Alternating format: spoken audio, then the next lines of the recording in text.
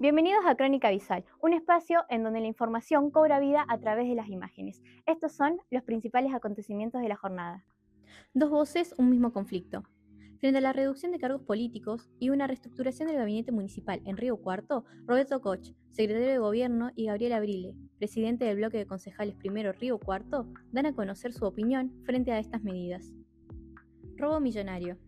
A un mes de su apertura, el local iPhone House, ubicado sobre Hipólito Yrigoyen al 709, a metros de la Universidad de Mendoza, fue víctima de un asalto a mano armada que dejó pérdidas económicas cercanas a los 15 millones de pesos. Crisis universitaria. En el marco de la Cuarta Marcha Federal Universitaria, representantes estudiantiles de la Universidad Nacional de Río Cuarto intercambian perspectivas en un debate sobre la crisis presupuestaria, el impacto de los paros docentes, los sectores más afectados y las posibles alternativas para sostener los reclamos en defensa de la educación pública. Malvinas. La memoria empieza donde el silencio termina. En este informe, excombatientes de Malvinas y el periodista José María El Vasco reconstruyen cómo la desinformación mediática atravesó la guerra, afectando tanto a la sociedad como a los propios soldados. La reducción de cargos políticos y la reestructuración del gabinete municipal abre nuevas discusiones en la ciudad. Mientras Roberto Koch sostiene que esta reorganización es necesaria, Gabriel Abrile cuestiona sus alcances y sus resultados. Nosotros estamos atravesando, de acuerdo al contexto macroeconómico social, una situación realmente difícil, como están viviendo todas y cada una de las familias, no únicamente en Río Cuarto, sino en todo el país, donde Córdoba y Río Cuarto no es la excepción, y aquellas personas que estamos y tenemos la responsabilidad de trabajar en la administración pública, tenemos la responsabilidad de acompañar ese esfuerzo también que vienen realizando, como te decía, los vecinos y las familias de Río Cuarto.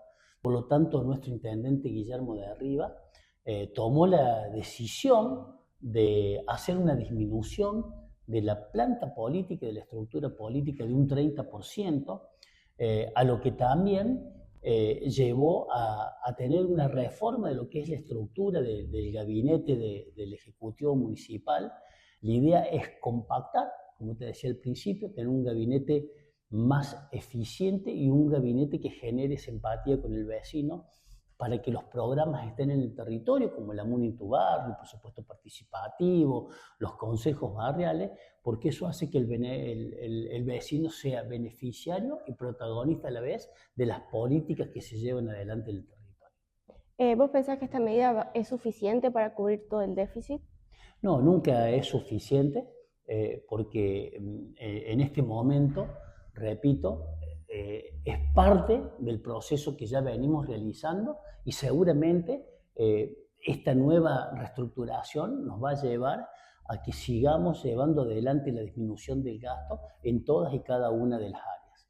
Bien. Sin afectar, repito, la prioridad que tenemos, que es la asistencia social, que son 30.000 por mes, como la prestación de los servicios que demanda la ciudad, como la recolección de residuos, el alumbrado, el tema del desmalezado, el riego, la semaforización. Todo eso al municipio le demanda un gasto promedio por mes de 3.200 millones de pesos. Y con el inmobiliario no se llega a recaudar prácticamente el 50%. El otro 50% tiene que ver con los ingresos que vienen de la provincia con el tema de la coparticipación y que lamentablemente también se han visto disminuidos por la recesión, la baja del consumo y por el problema macro socioeconómico que está atravesando el país, donde Río Cuarto y Córdoba no es la excepción. Yo creo que son solamente cambios de nombre, un reordenamiento del organigrama de la municipalidad. No hay cambios de nombre, son exactamente los mismos que siguen. Algunos los sacan, algunos los suben, algunos los bajan, pero sigue siendo lo mismo. Y fundamentalmente, mientras hay un reordenamiento, creo que la gente lo que necesita, sobre todo, soluciones, ¿no? A pesar de este reordenamiento, creo que no va a cambiar absolutamente nada, que vamos a tener seguir teniendo una ciudad con las calles que están intransitables, una ciudad que está realmente con las calles de tierra en pésimas condiciones, con falta de iluminación, digamos. Yo creo que no va a cambiar mucho y es un reacomodamiento de nombres más que un cambio para relanzar la gestión, ¿no? La Argentina está pasando momentos difíciles, donde a la gente le está costando llegar a fin de mes, donde hay sectores y hay mucha disparidad en los sectores que crecen y los que no. Eso, a partir de ahí, de la situación económica, el gobierno decide hacer estos cambios. Pero te vuelvo a repetir, esos cambios que para mí no va a cambiar absolutamente nada. Lo que sí tienen que tener son prioridades, y este gobierno no tiene prioridades. ¿Qué sectores crees que están siendo vulnerados? Bueno, este es un gobierno que cerró una maternidad, que se dejó de hacer nacimientos. Creo que en el sector de la salud, en el sector del desarrollo, cuando uno ve la traducción presupuestaria del presupuesto municipal, lo que más sufrió recortes son las actividades sociales, los programas sociales, la salud, el desarrollo, fundamentalmente en eso. Por eso creo que es importante esto de definir prioridades de un gobierno. A solo un mes de abrir sus puertas, iPhone House sufrió un violento robo a mano armada, lo cual generó grandes pérdidas millonarias. Hablamos con su propietaria para poder reconstruir nuevamente el hecho y conocer sus consecuencias. Nos encontramos con Sol, empleada del local iPhone House, quien el sábado tuvo un lamentable hecho y encima fue a luz del día, bueno, casi noche, sí. Un sábado donde ella comenta que no había mucha concurrencia. Estamos a 2 cuadras de la policía, frente a la Universidad de Mendoza, muy en el macrocentro, y bueno, Sol nos contaba que le robaron a cerca de 15 celulares. 15 celulares se llevaron, sí. 15 celulares de la marca, bueno, iPhone. Eran iPhone, Samsung, Xiaomi, pero era mínimo lo que otras marcas, siempre iPhone. Y cuando ellos entraron, Sol, ¿qué es lo que te percataste? ¿Viste algún movimiento extraño? Nada, o sea, fue una tarde súper tranquila, de muchísimo trabajo, gracias a Dios, pese que, o sea, no había flujo de gente afuera. La verdad que cuando ellos entran, hay gente que normalmente viene en moto, no pasa nada, pero cuando ellos se me acercan mucho y no se sacan el casco, ahí yo... Claro. O sea, intuí y me dio como un mal presentimiento, digamos, sí. Encima entraron dos armados, personas, sí. Armados. O sea, uno me dijo que no haga ruido, que no me mueva, que nada, porque me pega un tiro.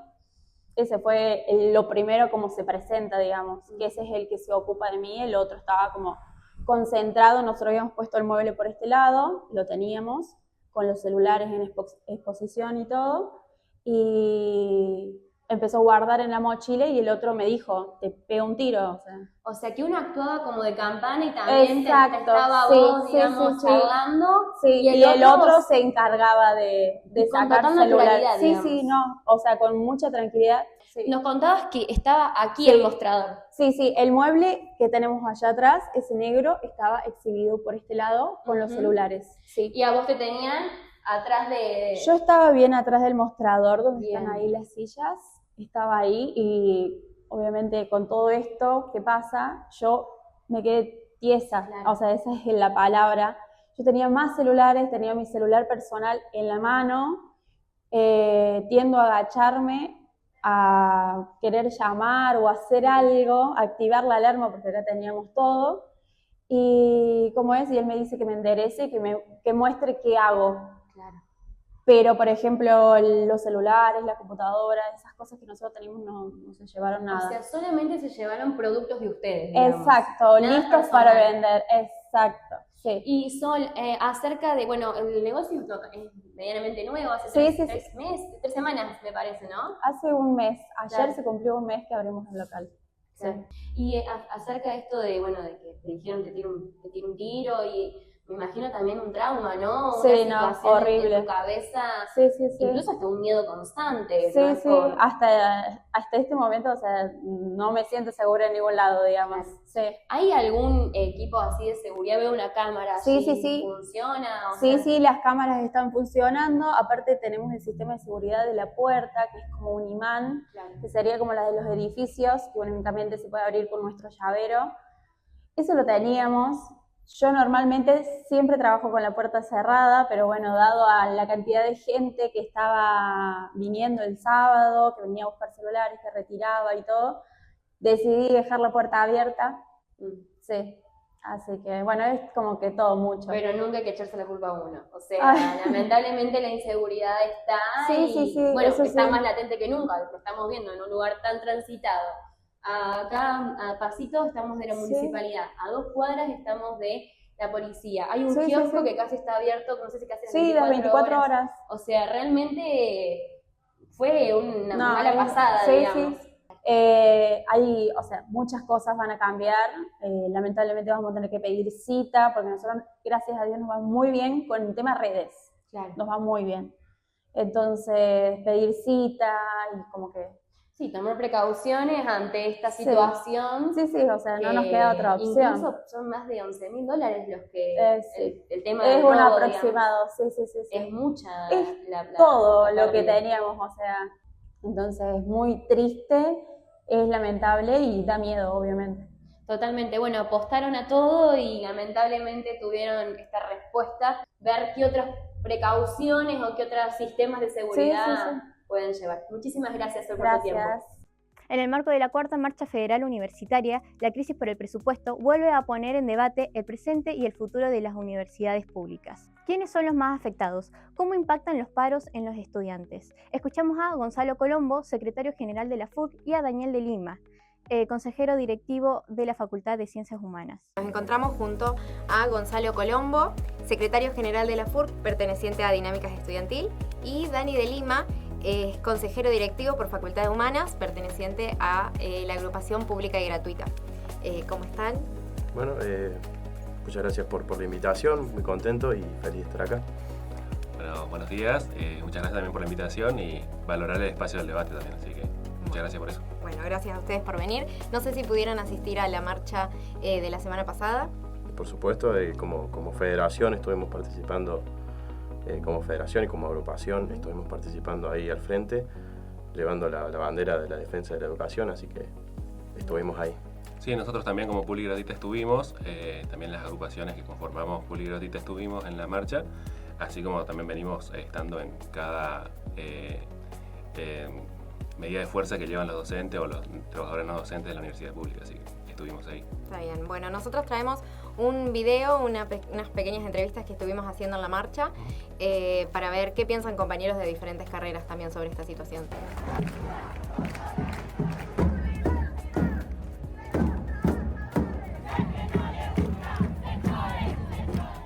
Nos encontramos en la Plaza San Martín cubriendo la Cuarta Marcha Federal en defensa de las universidades y el objetivo del día de hoy es conocer qué opinan los estudiantes acerca de esta situación que atraviesan las universidades.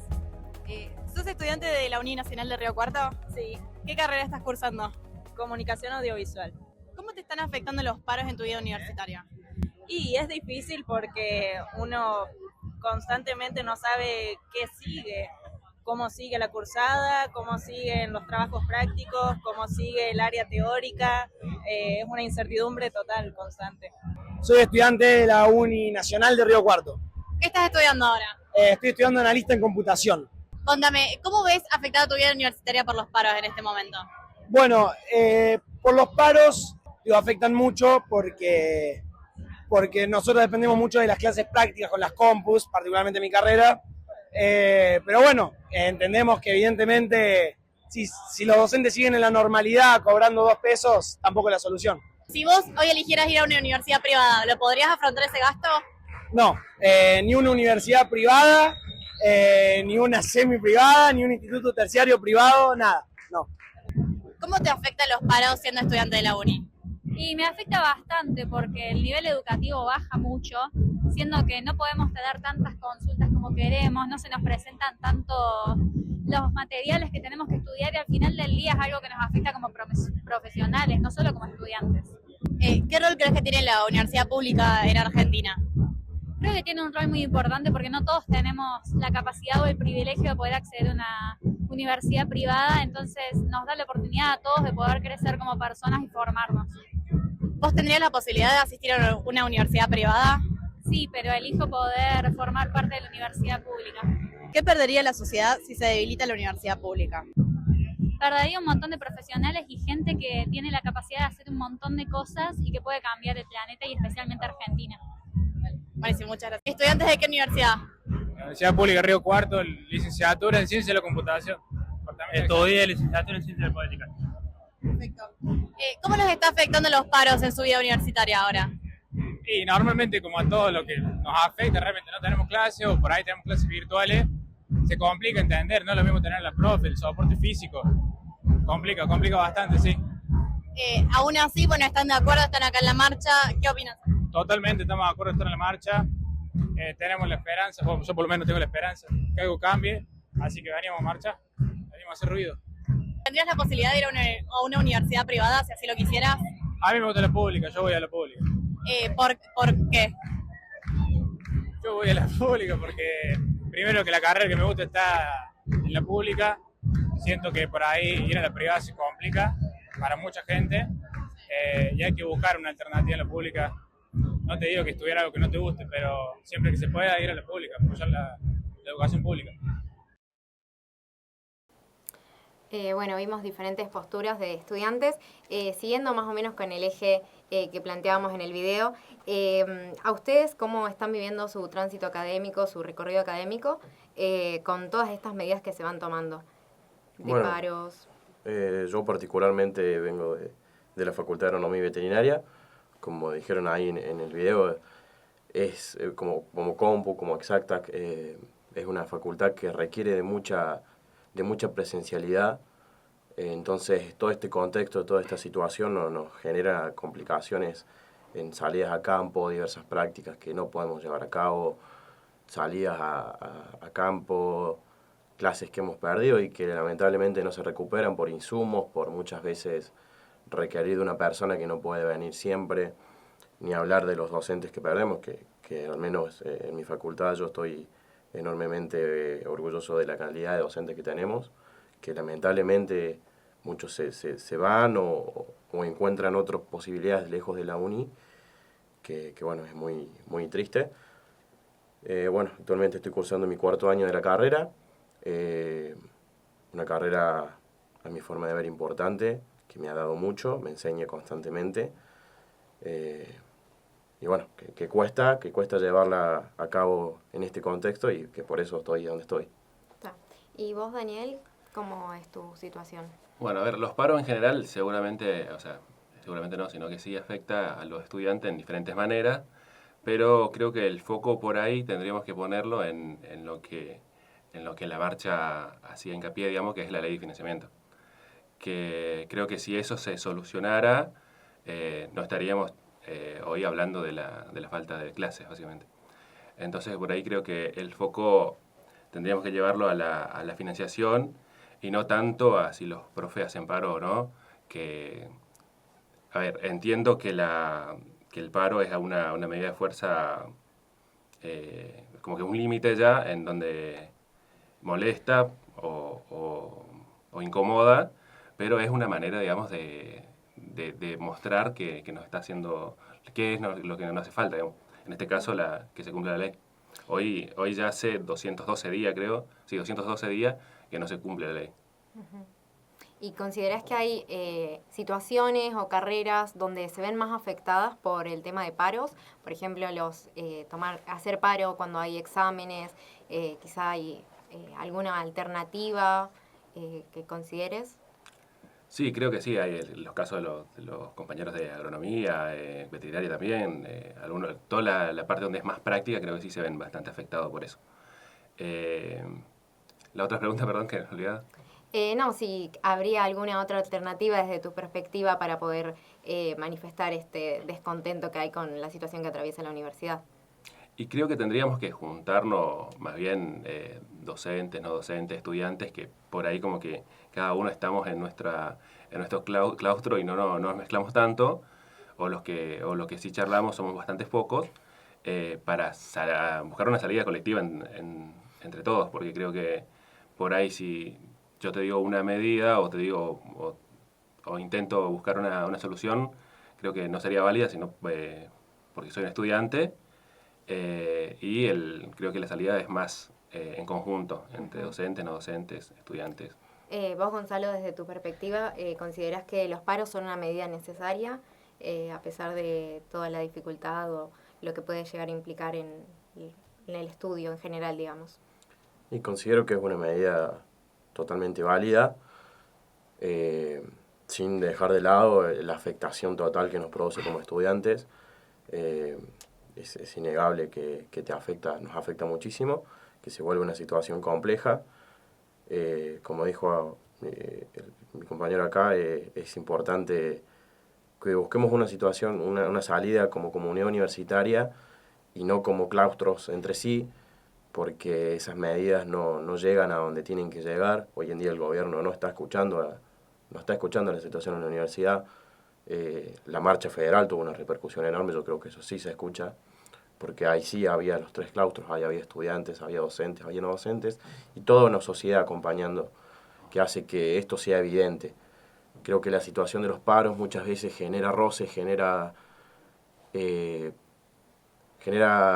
problemáticas que no llegan a donde tienen que llegar. ¿Y ustedes creen que desde el gobierno, por qué se decide no aplicar o no aplicar la ley de financiamiento? ¿Porque no se puede, no se quiere, hay algún inconveniente que impida que aplicar la ley de financiamiento universitario?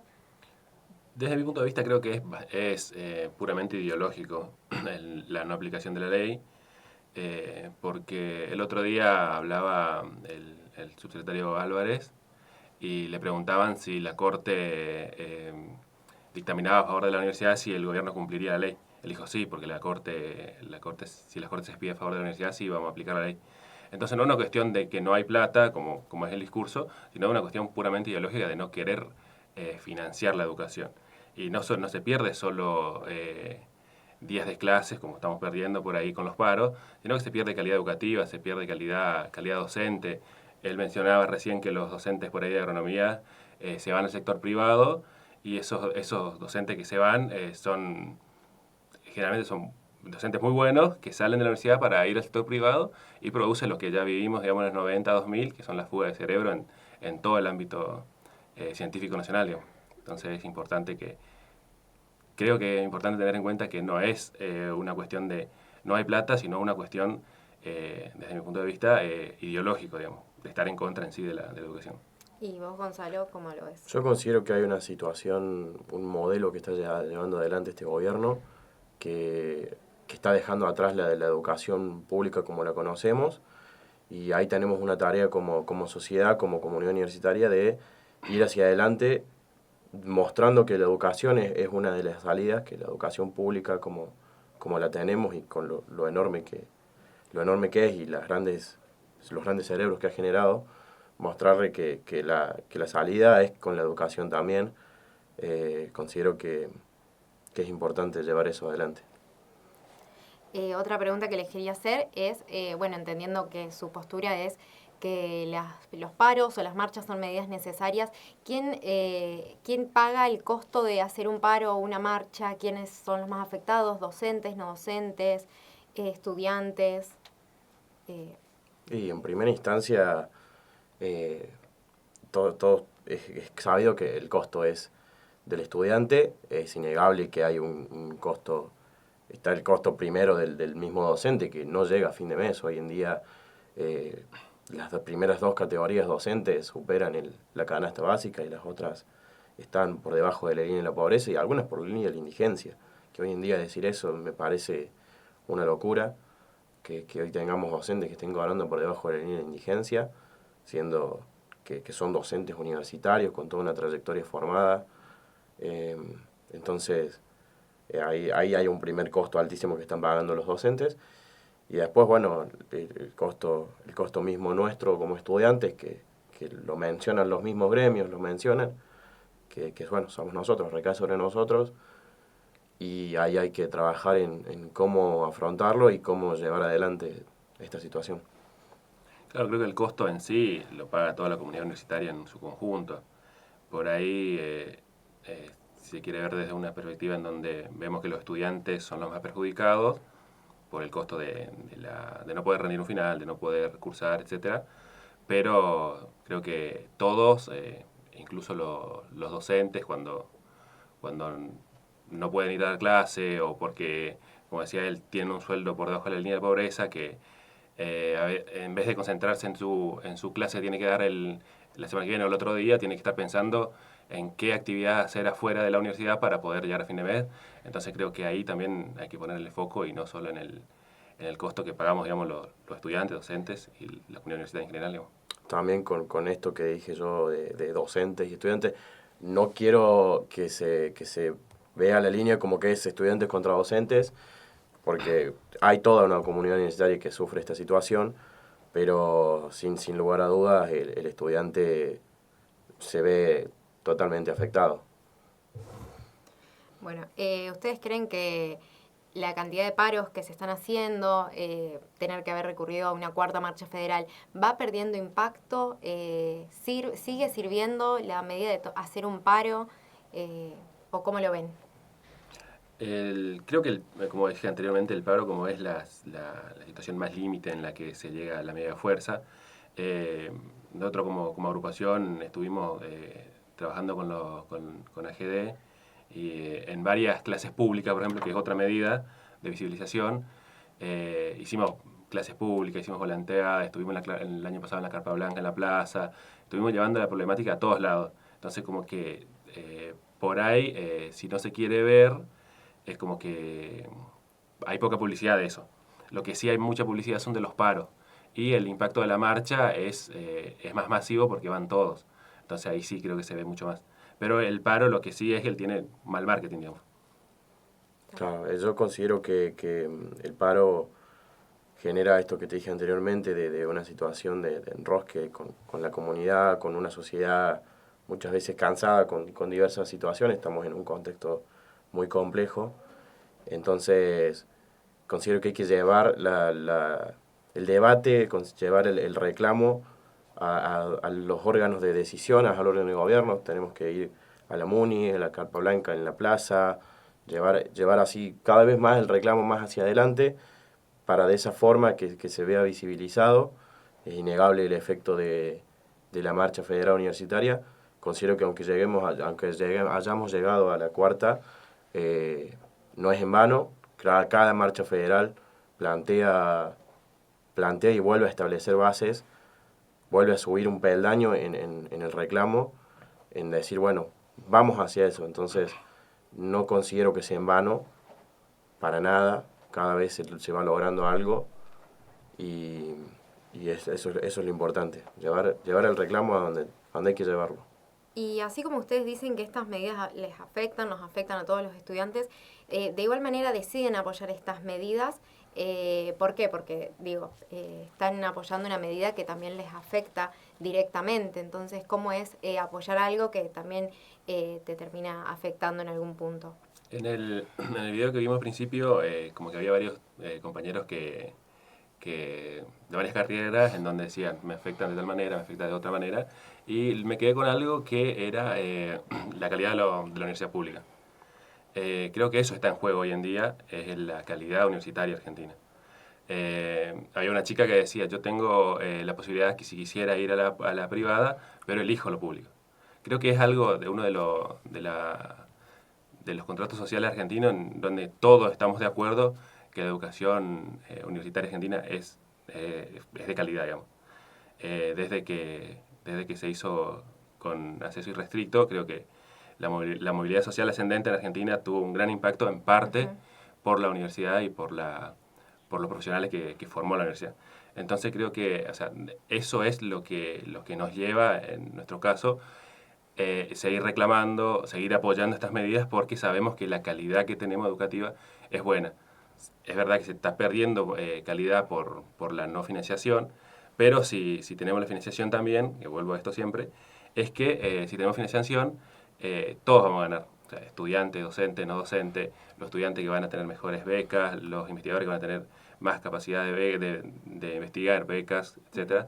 Y los trabajadores en sí, docentes y no docentes, que van a poder tener un mejor salario y no estar, digamos, mendigando básicamente un salario de miseria que tienen hoy. ¿Y vos, Gonzalo, cómo lo ves? No, bueno, yo considero que estamos, marchamos y participamos porque nos entendemos como parte de la comunidad universitaria. Como te dije anteriormente, todos nos vemos afectados. en mayor o menor medida, pero nos hemos afectado y eso nos moviliza. Es innegable la situación que vivimos. Necesitamos de un financiamiento. Considero que la calidad de la uni, como mencionaba en el video, es grandísima. Y gracias a eso, gracias a una sociedad que ha vivido por muchos años la universidad pública y han salido enormes personalidades, enormes cerebros de distintas universidades públicas y de esta universidad, han logrado un montón de cosas muy importantes. Yo personalmente soy un convencido y orgulloso de estar en esta universidad, de estar estudiando agronomía, que es una carrera que a mí me encanta, de la calidad que hay en agronomía, tanto sea de docentes como de prácticas, porque participamos de un montón de aspectos del campus que tiene nuestra uni, de las posibilidades que tenemos como facultad. Sin lugar a dudas es totalmente perfectible. Necesitamos ese financiamiento para que comience esta perfectibilidad, necesitamos de docentes que superen la línea de la pobreza, que de verdad tengan una recomposición salarial como plantea la ley de financiamiento. Pero bueno, nos entendemos como parte de la comunidad y vamos hacia eso. Y retomando lo que decían algunos de los chicos en el video, ¿ustedes podrían considerar que seguir estudiando a pesar de que la uni no esté o tener que recurrir a una educación de otro estilo, privada, semiprivada, como para ir cerrando? Y yo personalmente sería muy difícil en mi vida cambiarme a una universidad privada, a una universidad sea como sea. Mis viejos, bueno, hay mucho laburo de mi familia atrás de yo estar acá hoy en día, por eso lo tomo con mucha responsabilidad. Soy sin duda un estudiante más, a pesar de ser representante estudiantil, soy un estudiante más y lo tomo con mucha responsabilidad porque sé que hay mucho esfuerzo detrás. Entonces, perdón, ¿y vos, Daniel, cómo lo vivís? No, yo creo que si no fuera la universidad pública no estudiaría, no estaría en la universidad jamás. Estoy en la residencia universitaria, y también eso es algo que destacar de la Universidad de Río Cuarto. Y bueno, sin la universidad pública, sin lo que es la universidad pública hoy, yo sería una de las personas que no estudiaría. Bueno, nosotras desde Crónica Visual también consideramos que es una medida son medidas que nos van afectando directa o indirectamente. Los paros, las marchas es algo a lo que tenemos que recurrir, pero también somos conscientes de que sin generar ese ruido o ese debate en el escenario público no se genera tanta visibilidad, no se toma tan en serio algo que realmente nos afecta a toda la comunidad universitaria. Tenemos la esperanza de que esta situación se revierta. Pero bueno, les agradecemos por su predisposición y haber venido hasta acá. Muchísimas gracias, Gonzalo y Daniel. Y para finalizar, una propuesta que recupera voces y experiencias de un momento clave en Argentina. En el marco de los 50 años del golpe de Estado, los excombatientes de Malvinas, Daniel Chávez, Daniel Profera y Víctor Álamo, junto a un periodista de Puntal, reflexionan acerca de la desinformación mediática que ocurrió durante la guerra y cómo esto marcó tanto a los soldados como a la sociedad argentina. Los invitamos a escuchar sus testimonios.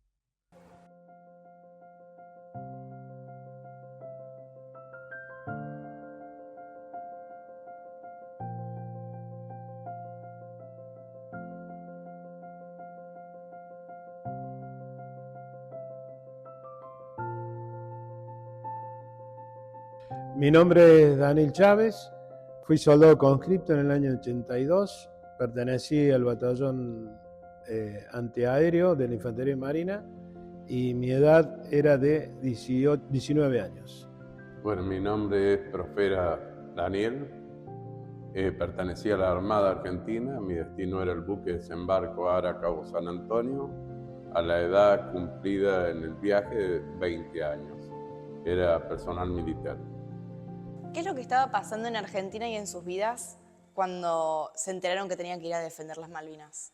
Yo en mi caso, yo estaba cumpliendo con el servicio militar, yo llevaba 7 meses de incorporado. El 2 de abril nos sorprende cuando nos levantamos, se levantaba a las 7 de la mañana, escuchábamos todos marchas militares, todo por altoparlantes, no entendíamos nada qué pasaba, porque nunca sucedía eso. Entonces se hizo una formación y nos explicaron, nos dijeron que a las 3 de la mañana, 4 de la mañana, se había recuperado las Islas Malvinas. Y bueno, y que estábamos, tenemos que estar listos para partir en cualquier momento. Y así ocurrió, yo el 8 de abril viajé a Malvinas. En el caso mío, nosotros habíamos llegado justamente de hacer maniobra, que hacíamos maniobra del sur todos los años, muy seguida la hacíamos, de recuperación de islas. Llegamos el 26 de marzo nosotros a Puerto Belgrano, y cuando nos llamó la atención, cuando estamos atracando, amarrando el buque, vimos mucha personal de infantería formado y personal de ejército, que eso poco no se veía. Nos dijeron que era una maniobra más, y por altoparlante el almirante Busser dio la arenga de que íbamos a recuperar Islas Malvinas. Te digo, todo fue una emoción muy grande, porque nos han enseñado chicos en las escuelas de que Malvinas es Argentina y que estaban usurpadas por Inglaterra.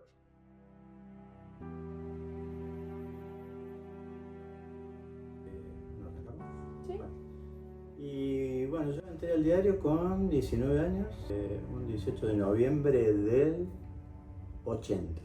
Y mis primeras tareas fueron empezar a trabajar en nacionales e internacionales.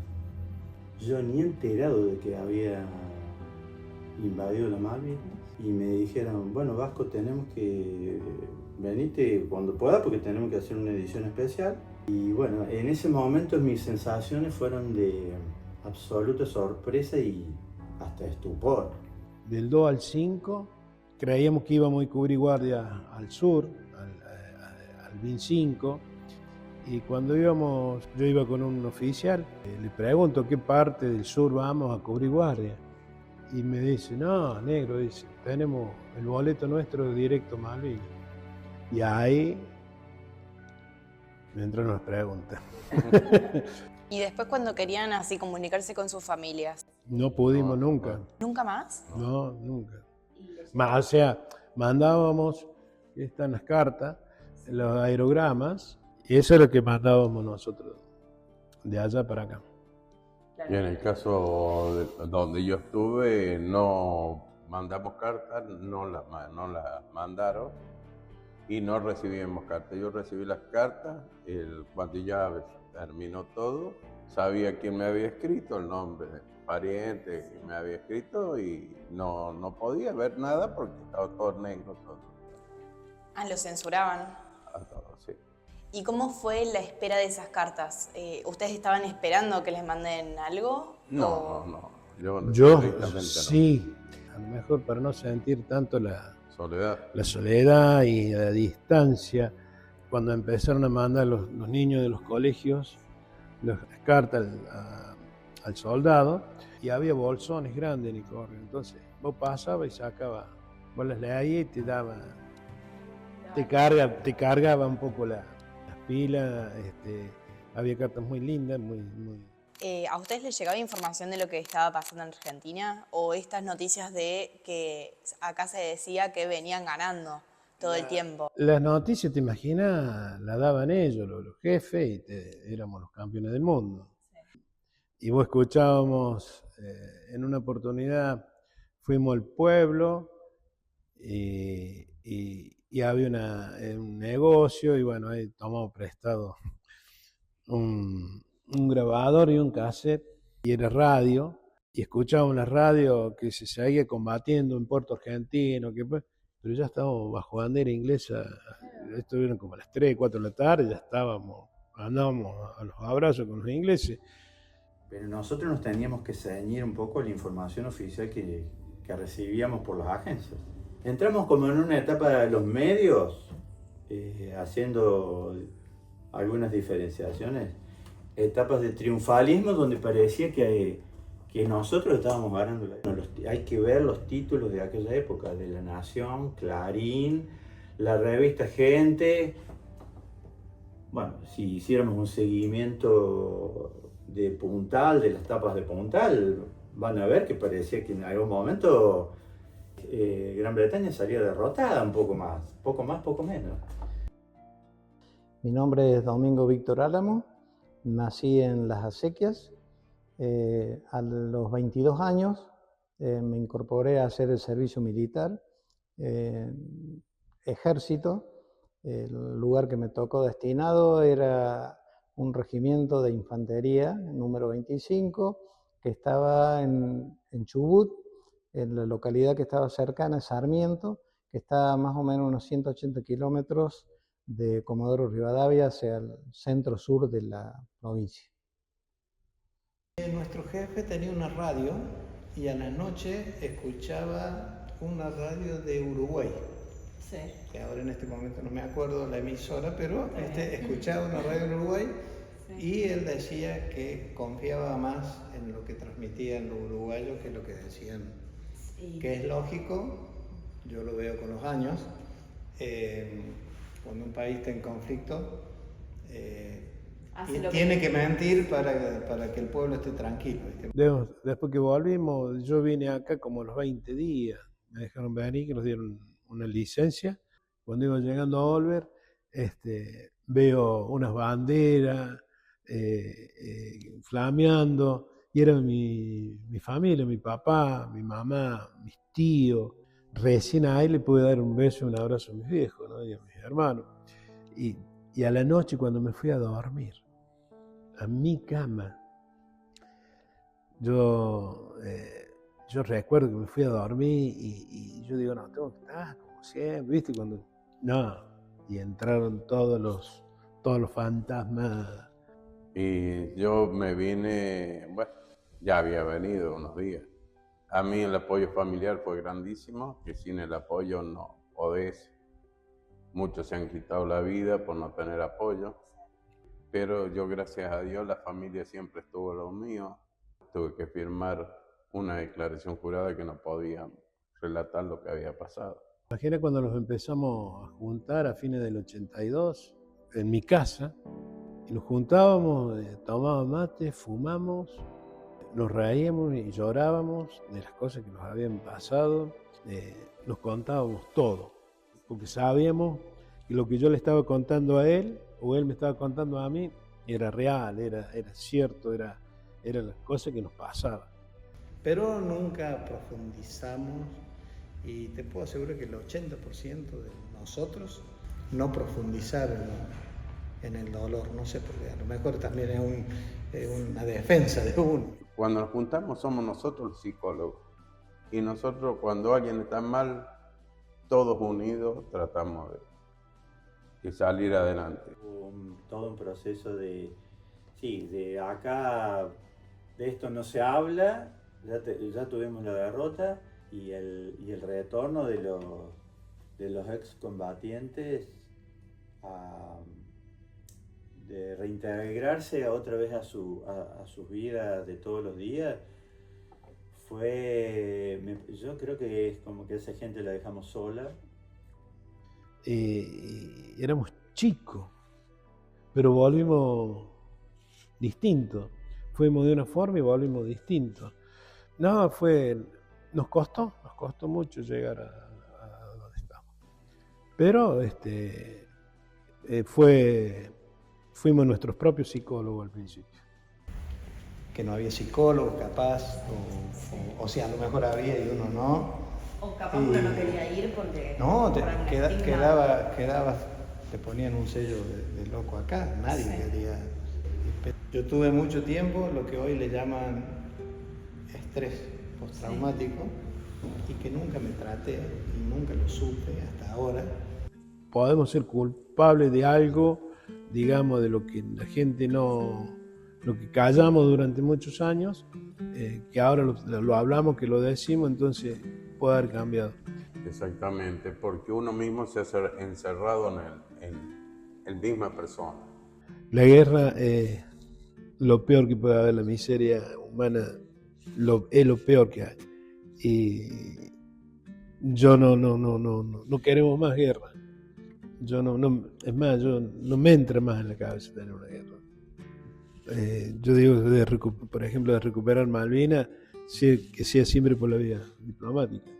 ¿Cómo creen que las futuras generaciones van a aprender de Malvinas y conocer la historia de Malvinas? Es el trabajo que venimos haciendo hasta el día de hoy, ¿no? De malvinizar para que cada alumno, cada niño, cada joven sea un agente multiplicador de la causa de Malvinas.